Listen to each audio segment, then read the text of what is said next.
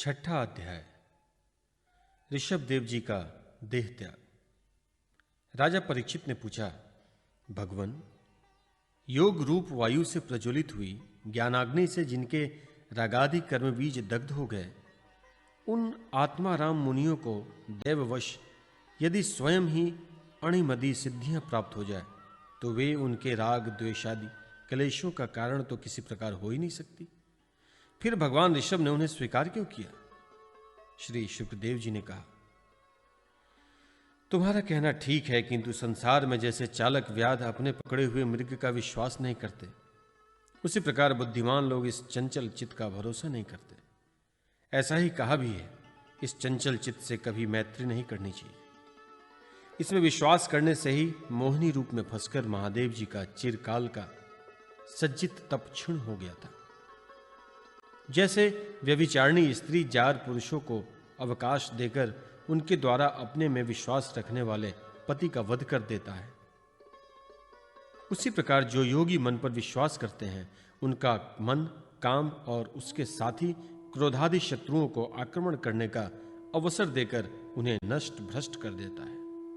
काम, क्रोध, मद, लोभ, मोह और भय आदि शत्रुओं का कर्म बंधन का मूल तो यह मन ही है। इस पर कोई भी बुद्धिमान कैसे विश्वास कर सकता है? इसी से भगवान ऋषभ देव यद्यपि इंद्रादि सभी लोकपालकों की भूषण स्वरूप थे, तो भी वे जड़ पुरुषों की भांति अवधूतों के से विविध वेश, भाषा और आचरण से अपने ईश्वरीय प्रभाव को छिपाए रखते थे। अंत में उन्होंने योगियों को देह त्याग की विधि सिखाने के लिए अपना शरीर छोड़ना चाहा। वे अपने अंतःकरण में अभेद रूप से स्थित परमात्मा को अभिन्न रूप से देखते हुए वासनाओं की अनुवृष्टि से छूटकर लिंग देह के अभिमान से भी मुक्त होकर उपराम हो गए। इस प्रकार लिंग देह के अभिमान से मुक्त भगवान ऋषभ देव जी का शरीर योग माया की वासना से लेकर अभिमानाभास के आश्रय ही इस पृथ्वी तल पर विचरता रहा। वह देववश कोंक, वेंक और दक्षिण आदि कुटक कर्नाटक के देशों में गया और मुंह में पत्थर का टुकड़ा डाले तथा बाल बिखेरे उन्मत्त के समान दिगंबर रूप से कुटकाचल के वन में घूमने लगा। इसी समय झंझावात से झकझोरे हुए बांसों के घर्षण से प्रबल दावाग्नि धधक उठी और उनके सारे वन को अपनी लाल लाल लपटों से लेकर ऋषभ देव जी के सहित भस्म कर दिया। राजन, जिस समय कलयुग में अधर्म की वृद्धि होगी, उस समय कोंक, वेंक और कुटक देश का मंदमती राजा अर्हक वहां के लोगों से ऋषभ देव जी के आश्रमातीत आचरण का वृत्तांत सुनकर तथा स्वयं उसे ग्रहण कर लोगों के पूर्व सज्जित पाप फलरूप होनहार के वशीभूत हो भय रहित स्वधर्म पथ का परित्याग करके अपनी बुद्धि से अनुचित और पाखंडपूर्ण कुमार्ग का विचार प्रचार करेगा। उसके कलयुग में देव माया से मोहित अनेकों अधम मनुष्य अपने शास्त्र विहित शौच और आचार को छोड़ बैठेंगे। अधर्म बहुल कलयुग के प्रभाव से बुद्धिहीन हो जाने के कारण वे स्नान न करना, आचमन न करना, अशुद्ध रहना, केश नुचवाना आदि ईश्वर का तिरस्कार करने वाले पाखंड धर्मों को मनमाने ढंग से स्वीकार करेंगे और प्रायः वेद, ब्राह्मण एवं भगवान यज्ञ पुरुष की निंदा करने लगेंगे।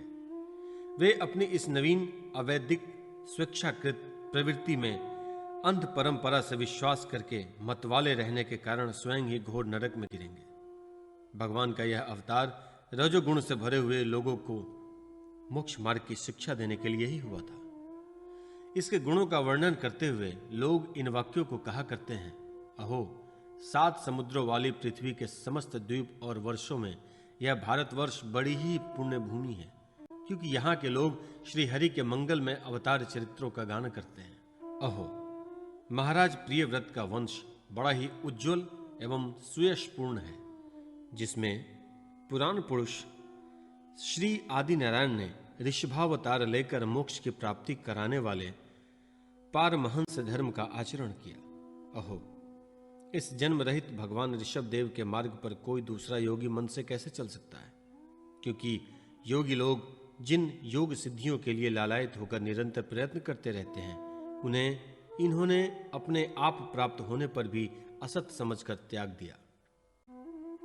राजन, इस प्रकार संपूर्ण वेद, लोक, देवता, ब्राह्मण और गौवे के परम गुरु भगवान ऋषभ देव का यह विशुद्ध चरित्र मैंने तुम्हें सुनाया। यह मनुष्यों के समस्त पापों को हरने वाला है।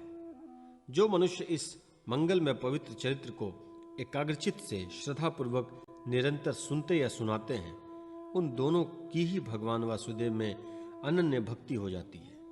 तरह तरह से पापों से पूर्ण, सांसारिक तपों से अत्यंत तपे हुए अपने अंतःकरण को पंडित जन इस भक्ति सरिता में ही नित्य निरंतर नहलाते रहते हैं।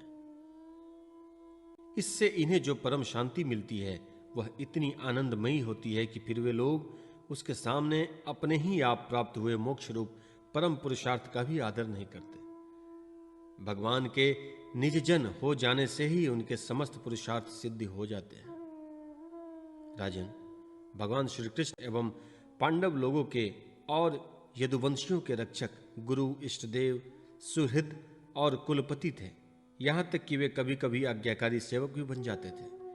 इसी प्रकार भगवान दूसरे भक्तों के भी अनेक कार्य कर सकते थे और उन्हें मुक्ति भी दे सकते थे, परंतु मुक्ति से भी बढ़कर जो भक्ति योग है उसे सहज में नहीं देते।